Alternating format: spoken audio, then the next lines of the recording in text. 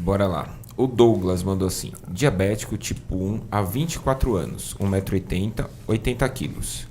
Algum problema em usar proteína como fonte de energia? 3 gramas por quilo, 4 gramas por quilo?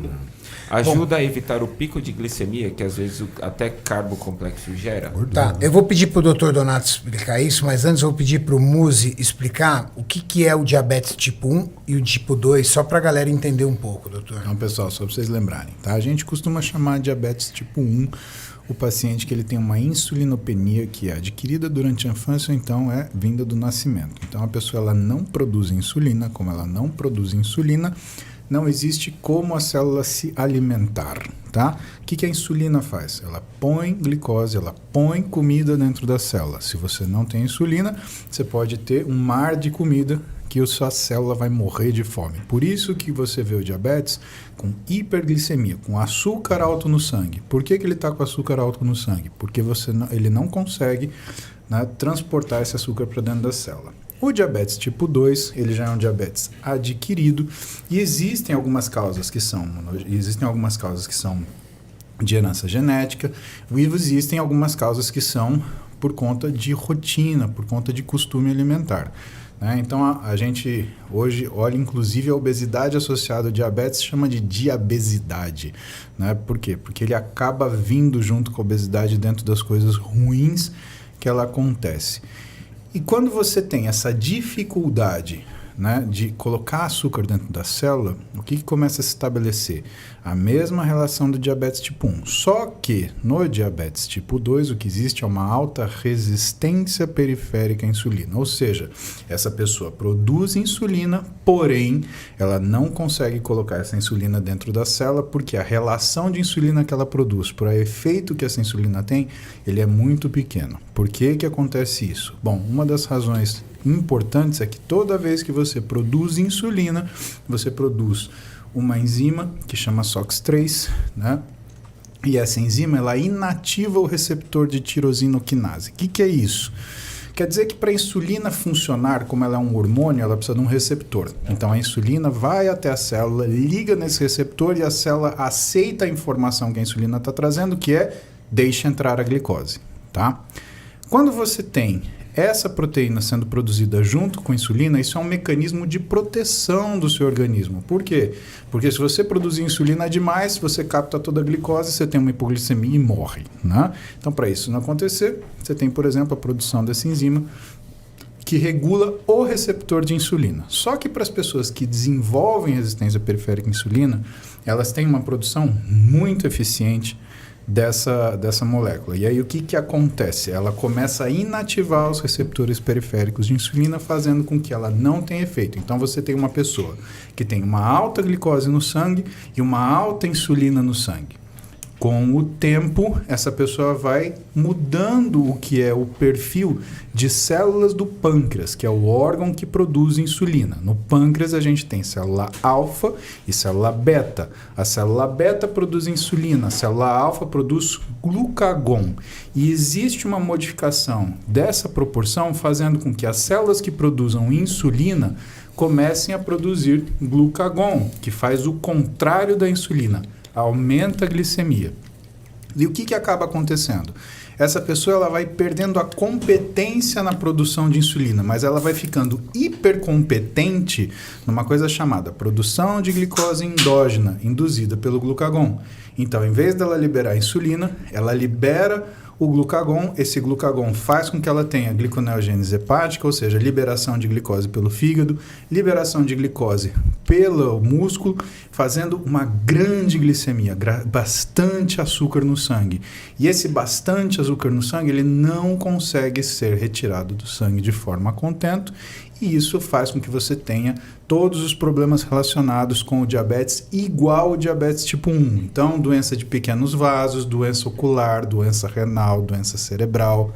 Você tenha um risco aumentado de doença cardiovascular e tudo que faz com que o diabetes descontrolado, tipo 1 ou tipo 2, culmine sendo uma doença de alta morbidade no Brasil. Primeiro, pela dificuldade de acesso à medicação. Segundo, pela falta de educação nutricional da população e do doente. Então vamos lá, uma pergunta.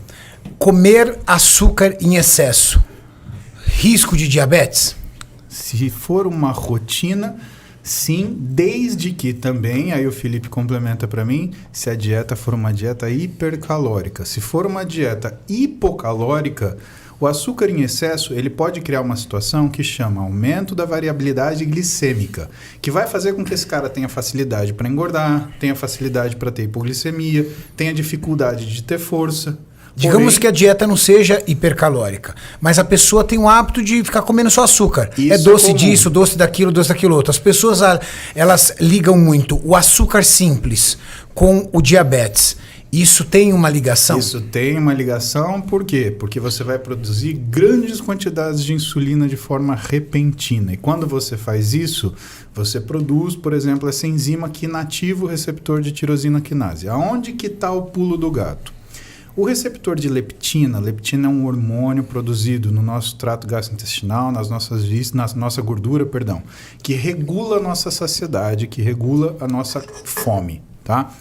E quando você tem uma perda de gordura, esse hormônio ele cai fisiologicamente. Só que quando você tem um aumento de gordura, esse hormônio ele aumenta fisiologicamente. Porém, quando a insulina é produzida e ela produz essa molécula SOX3, o receptor de leptina também é um receptor baseado em tirosina quinase.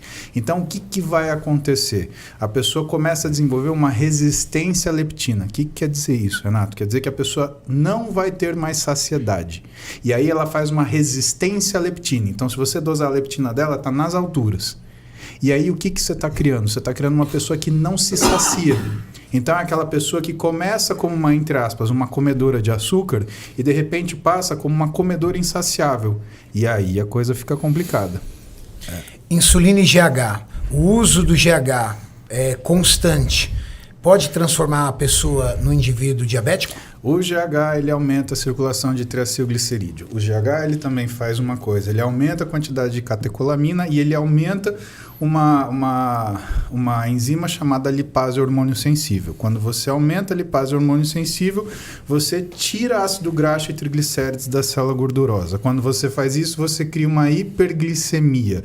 E quando você cria essa hiperglicemia, o que acontece é que você simula uma situação semelhante ao diabetes. Se você ficar sustentando o uso do GH de forma que essa hiperglicemia se sustente, o que você vai ter? Você vai ter uma síndrome diabetogênica. Como que você sabe isso? Como que eu sei? Porque nem sempre o paciente senta na minha frente e fala tudo que ele faz. Eu sei porque quando o paciente ele usa GH, além de um hormônio chamado IGF-1 que fica alterado, uma coisa chamada índice Roma-beta ele fica alterado, que é o índice de degeneração pancreática. É a velocidade que você detona a célula produtora de insulina. O normal é a gente ter um índice, né, de 40, 30, 50. Né? O sujeito ele aparece com você com 300. É uma coisa muito discrepante. E aí você olha para ele e fala, é bonito, você está tomando GH há quanto tempo? Ele... Né? Então, mas parar de comer você não para, né? Então, qual que é a pior coisa do mundo? O que é o ambiente mais diabetogênico que existe? O cara que toma GH querendo emagrecer, mas não faz dieta. Além dele criar essa hiperglicemia induzida pelo aumento da circulação de triglicérides, ele ainda tem uma dieta ruim que já vai provocar uma glicemia excessiva. E por isso que você vê, às vezes, alguns atletas que têm histórias e relatos que ficaram diabéticos com o uso do GH. Porque a dieta do atleta normalmente é hipercalórica. Então você tem tanto a liberação de triglicérides induzida pelo GH, quanto a hipercaloria da dieta. Fazendo o quê? Um ambiente diabetogênico. Ah, mas o cara treina. Mas ele não treina o suficiente para brigar com isso. Brigar com hormônio a gente perde, Renato. Uso de insulina mesmo, muito comum entre os atletas. Pode fazer da pessoa uma pessoa diabética? Pode, porque ele vai aumentar o que é o estresse físico dessa pessoa. Imagina o seguinte, a gente libera a quantidade de insulina que a gente precisa, tá? Toda vez que você usa uma insulina ou de longa duração ou de baixa duração, você tem que fazer uma coisa que é a regulação dessa glicemia. Qual o grande problema disso? Se você está usando uma insulina sintética, essa regulação ela é muito mais difícil. E aí o que acontece? A tendência é você gerar uma hiperglicemia, porque o teu corpo ele se protege fazendo o quê? Produzindo glucagon. Exatamente.